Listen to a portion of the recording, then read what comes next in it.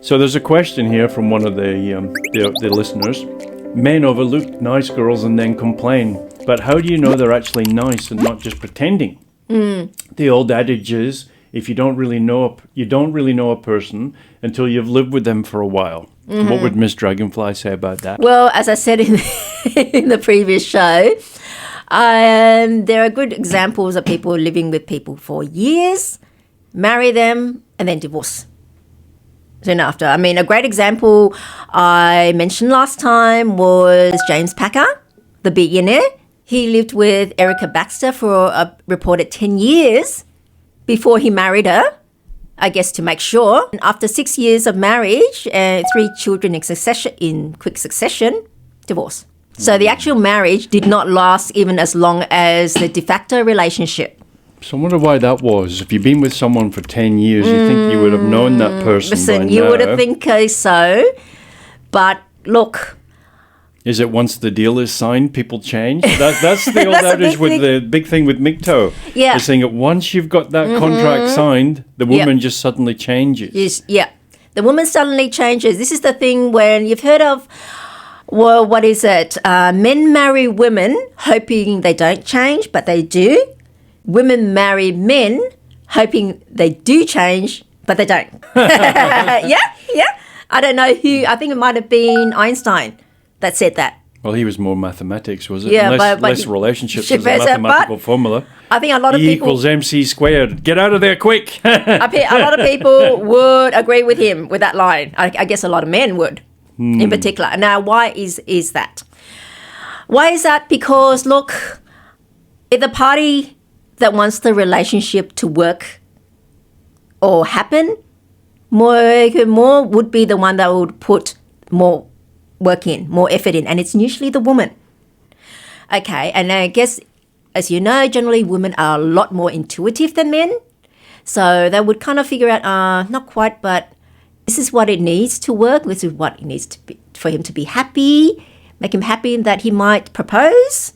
So she present the image of what he would like. Yeah. And keep it up.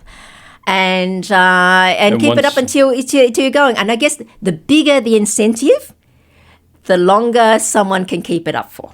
True. So if you're talking billions, maybe I can keep it up for 10 years. Okay, it's still worth their while. Okay. So, but sooner or later, you have to stop because you can't keep trying to be something that you're not. It's tiring. It's very tiring. The longer it goes, it's very tiring. And sooner or later, you have to drop it and revert back to being yourself. So I guess when women finally get married, the marriage, the wedding happens, and then it kind of, mission accomplished. I've got the contract. Okay, go back to being myself again. And then the men go, what? Luxie, she suddenly changed. What happened? Yeah. No, she hasn't changed. She's gone back to being herself. And you hear a lot from the men's circles that the woman tried to change me. Tries to change him. Relentlessly so. Yeah.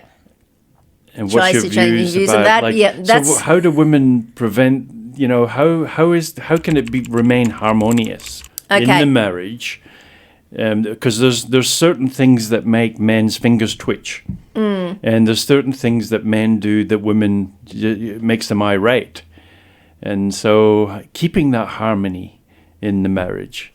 Okay, first of all, the thing with why women try to change men after marriage in particular, because like I said, they intuitively know that they're not quite compatible, and she needs to change enough to get him to marry, and then she hopes, well, afterwards he might actually change and then the marriage could work for real.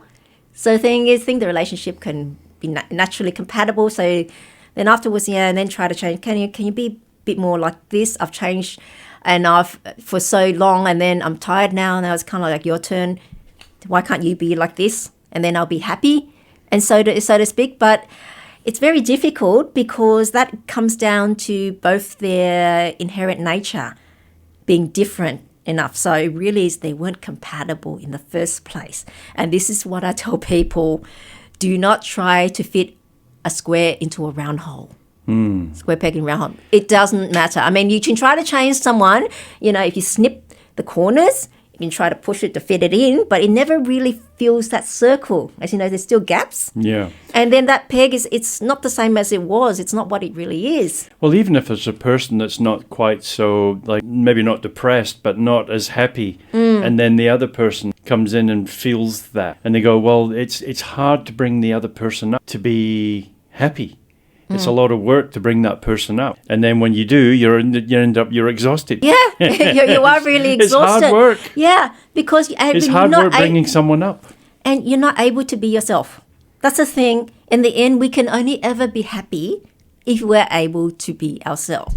I mean, we don't expect animals to do things that are not natural behavior to them. People criticize zoos and saying this is not natural behavior. They're not able to express natural behavior, or even say chickens being locked in cages in the egg industry and saying the chickens are living a terrible life. They're not able to express natural behavior, what they naturally should be doing.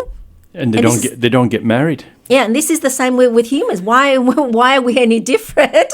In a type of relationship, we can't be ourselves. It's not natural. And so you cannot be happy. So the key is what you see is what you get. Yeah, so you should always be open. Always be open. I mean, look at people that have, or in particular women that have married billionaires, and even with all those billions, in the end, it wasn't enough for them to keep it up, so to speak. Yeah, and then they had to divorce. Keep the charade going. It's just, in the end, you have to be yourself. It's exhausting. I said, look, and then so they bail. Look, you know what? Give me some money and I'll go. We'll call it quits. I'm just exhausted. Yeah. From being the wife that you need.